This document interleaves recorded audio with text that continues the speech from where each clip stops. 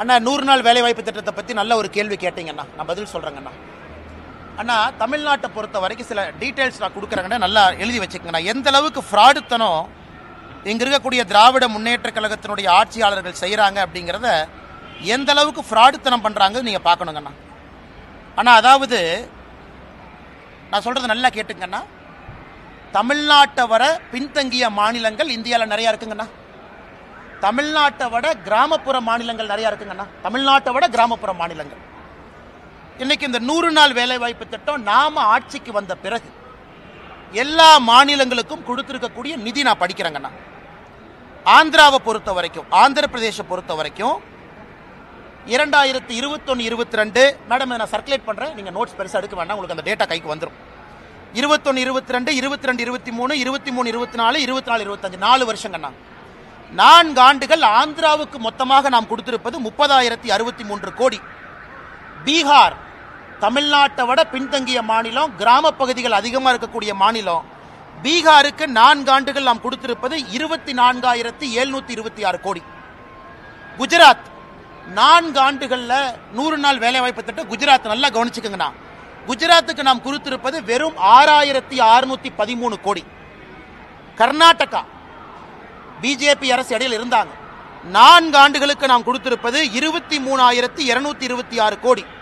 கேரளாவிற்கு 13,000 கோடி. மத்திய பிரதேஷ் தமிழ்நாட்டை விட பின்தங்கிய மாநிலம் 26,000 கோடி. ஒரிசா 18,000 கோடி. ராஜஸ்தான் 35,000 கோடி. தமிழ்நாட்டை விட 4 மடங்கு மக்கள் தொகை, தமிழ்நாட்டை விட அதிகமான கிராமங்கள் இருக்கக்கூடிய உத்தரப்பிரதேஷ்க்கு நம்ம 4 ஆண்டுகளில் கொடுத்தது 38,000 கோடி. இந்தியாவில் அதிகமாக 100 நாள் வேலைவாய்ப்பு திட்டம் நாம் கொடுத்த நிதி இந்திய அரசியல் சரித்திரத்தில் தமிழ்நாடு. கடந்த 4 ஆண்டுகளில் 39,333 கோடி ரூபாய். யூபி தமிழ்நாட்டை விட 3 மடங்கு மக்கள் தொகை அதிகம், தமிழ்நாட்டை விட கிராமம் அதிகம். அவங்க நடத்தாத 100 நாள் வேலைவாய்ப்பு திட்டத்தை அவன் நடத்திட்டு இருக்கா. என்ன கதை விட்டுட்டு சுத்துறாங்களா? அப்ப யாரு பேர்ல நீ போலி கணக்கு எழுதுற? யூபியில 23 கோடி மக்கள், 24 கோடி. யூபியில 38,687 கோடி. தமிழ்நாட்டில் 8.5 கோடி மக்கள் தொகை. தமிழ்நாட்டில் எவ்வளவு காசு வாங்கியிருக்காங்க? 39,338 கோடி. இதை கனிமொழி அக்கா பார்லிமெண்ட்ல பேச மாட்டாங்களா? நான் டேட்டா உங்களுக்கு இப்ப முடிச்சோன்னே கொடுக்குறேன், டேபிள் போட்டு. அது மட்டும் இல்லைங்கன்னா, தமிழ்நாட்டுக்கு கொடுத்திருக்கக்கூடிய 100 நாள் வேலைவாய்ப்பு திட்டத்தினுடைய நிதி என்பது மகாராஷ்டிரா, தெலங்கானா, சத்தீஸ்கர் 3 மாநிலத்தை சேர்த்துனாலும் தமிழ்நாட்டினுடைய நிதியை விட குறைவா வாங்கியிருக்கிறாங்க. என்ன நியாயம் இது? அதுக்கு அடுத்தது பாருங்க, மொத்தம் கிராம பகுதி மக்கள் தொகை. கிராம பகுதி மக்கள் தொகை அக்கா கேட்பாங்க, இந்து அக்கா, அண்ணா நீங்க இப்படிலாம் சொல்லக்கூடாது, கிராம பகுதி ப்ரொபோஷனேட் சொல்லுங்க. ஆந்திரால கிராம பகுதி மக்கள் தொகை பீகார்ல 9%, மத்திய பிரதேசில் 5%, உத்தரப்பிரதேசில் 15%, தமிழ்நாட்டில் 3.7 கோடி. 8.5 கோடியில் 3.7 கோடி. உத்தரப்பிரதேசில் 23 கோடியில் 15 கோடி கிராமப்புறம். 23 கோடி மக்கள் தொகையில் 15 கோடி கிராமப்புறம், அவன் 38,000 கோடி. 8.5 கோடி மக்கள் தொகையில் 3.7 கோடி கிராம மக்கள், ஆனால் நான் 39. அப்ப இடையில எவனோ பணத்தை சாப்பிட்றான். Clear, data clear. அப்ப இடையில எவன் பணத்தை சாப்பிட்றான்னு இப்ப தொலைட்டு இருக்கோம். இடையில பணத்தை சாப்பிட்றோன்னு தூக்கணும். இந்த போலி கணக்கு, வராதவங்க பேர்ல கணக்கு, திமுக கூட்டத்துக்கு குரூப்பு குரூப்பா கூட்டிட்டு போய் கணக்கு, அதெல்லாம் 100 நாள் வேலைவாய்ப்பு திட்டம், பஸ்ல கூட்டிட்டு போறது, அதெல்லாம் மாட்டி டாஸ்மார்க் ஊழலை விட மிகப்பெரிய ஊழலாக தமிழ்நாட்டில் 100 நாள் வேலைவாய்ப்பு திட்டம் மிகப்பெரிய ஊழலா இருக்கும். ஆனா இதுல திமுகவுடைய பஞ்சாயத்து பிரசிடென்ட் ஜெயிலுக்கு போவான். அவங்க எல்லாம் கட்டி வைக்கணும்னா திகார் மாதிரி 4 ஜெயில் கட்டணும். கோயம்புத்தூர் பஞ்சாயத்து பிரசிடென்ட்ல இதுல ஏறு, இந்த ராமநாதபுரத்துக்காரன்லாம் இதுல போ, இந்த பக்கமெல்லாம் இங்க போ, சென்னைக்காரன்லாம் இங்க வந்துரு. திமுகவுடைய பஞ்சாயத்து பிரசிடென்ட் எழுதின போலி கணக்கு டாஸ்மார்க் ஊழலை விட பல மடங்கு இந்த கணக்கு இருக்கும். இந்த டேட்டாவை உங்களுக்கு நான் சமர்ப்பிக்கிறேன், பத்திரிகை நண்பர் பாருங்க. அடுத்தது மேடம் நீங்க சொல்லுங்க, இன்னைக்கு 100 நாள் வேலை வாய்ப்பு திட்டத்தில் நம்ம எல்லாருக்குமே புரிதல் இருக்கு. சம்பளம் ஒரு பர்சன்டேஜ், சம்பளம் 1% வேலைக்கான மெட்டீரியல், இது ரெண்டுமே மத்திய அரசு கொடுக்குறாங்க. உதாரணத்துக்கு நான் ஒரு டேங்க் கட்டுறேன் அல்லது ஒரு குலை வெட்டுறேன், 100 ரூபாய் செலவுனா இன்னைக்கு 60-40 இருக்கும். அந்த டேங்க் வெட்டும் பொழுது சம்பளம் எவ்வளவு சதவீதம் கொடுக்கிறோம்? டேங்க் வெட்டுறதுக்கான உபகரணங்கள் தமிழ்நாட்டில் இன்னைக்கு நிலுவையில் இருக்கக்கூடிய சம்பளம் 87% மொத்த காஸ்ட்ல 87% சம்பளம் பாக்கினா அது 60-40 தான் இருக்கணும்.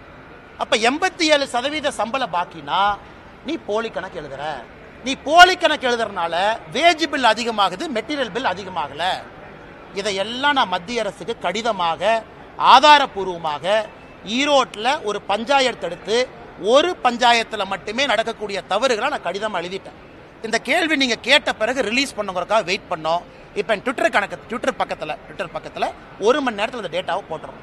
அதனால் எங்களை பொறுத்தவரை மத்திய அரசு ஒரு சிறப்பு அதிகாரிகள் குழுவை போட்டு தமிழ்நாட்டில் 39,000 கோடி ரூபாயும் ஆடிட் பண்ணி இந்த பெருச்சாளிகள் எவன்லாம் பணம் திருண்டானோ 4 சிறைச்சாலையை மத்திய அரசினுடைய பணத்தில் கட்டி அந்த 4 சிறைச்சாலையை நப்பிட்டு தான் அடுத்த பைசா கொடுக்கணும். நான் சொல்றது கரெக்டு தானே? இந்த டேட்டாவை பார்த்துட்டு மேடம் என்கிட்ட, அண்ணா நீங்க கொடுத்த டேட்டா தப்பு, 15 கோடி கிராம மக்கள் தொகை, 23 கோடி யூபி, அவன் 38,000 கோடி, 8.5 கோடி மக்கள் தொகையில 3.5 கோடி கிராமப்புறம், நாம 39,000 கோடி. இந்த மாதிரி அல்வாவை எங்கேயாச்சும் இந்தியாவில் பார்த்துருக்கீங்களா? இதை நாங்க பேசக்கூடாதாமா. இதுல அடுத்த கட்ட அல்வா பாருங்க. இதுல கிராம சபையை கூட்டுறாங்க, எல்லாம் கிராம சபை ஒடியாங்க. சரி, மக்கள் ஏதாவது ஸ்கீம் அனௌன்ஸ் பண்ணுவாங்கன்னு போனா மோடிக்கு எதிராக கொடி பிடிங்கிறான். அதுலதான் கிராம சபையில மக்கள் கொந்தளிச்சு எழுந்து, ஏயா 39,000 கோடி அந்த மனுஷன் பணம் கொடுத்துருக்கான், நீ பொய் கணக்கு எழுதி அந்த மனுஷன் தெரிஞ்சும் பணம் கொடுத்துருக்கான் மக்களுக்கு போட்டுன்னு, அந்த மனுஷனுக்கு எதிராக நீ கொடி பிடிக்க வைக்கிறையான்னு கிராம சபை கூட்டத்தில் திட்டினதுக்கு அப்புறம் துண்டகணம் துடிக்கணும் அமைச்சர் எல்லாம் ஓடி இருக்கிறாங்க. அண்ணன் KKS ராமச்சந்திரனை பார்த்தேன். அதனால் பத்திரிகை நண்பர்கள்ட்ட அன்பான வேண்டுகோள், இந்த 100 நாள் வேலைவாய்ப்பு திட்டத்தினுடைய ஊழலை பெரிய அளவில் நீங்கள் எடுத்து பேச வேண்டும் என்று தாழ்மையோடு நான் கேட்டுக்கிறேன். ஏன்னா இது ஏழை மக்களுக்கு போற காசு. இதை ஏன் சீரியஸா நான் பேசுறேன்? நான் அரசியல் பேசினா கூட இது ஏழை மக்களுக்கு போற காசு. இதை எவனா இடையில பொய் கணக்கு எழுதி திருடுறான். அதை விடக்கூடாது. என் ட்விட்டர் பக்கத்தில் 1 மணி நேரத்தில் அந்த கணக்கை நான் போடுறேன். நீங்க பார்த்துட்டு அதன் பிறகு நீங்க சமாதானமாகி டிவியில் நீங்க பேசலாம். தலைவா, ஆமா, ICT அது வர்றங்கண்ணே.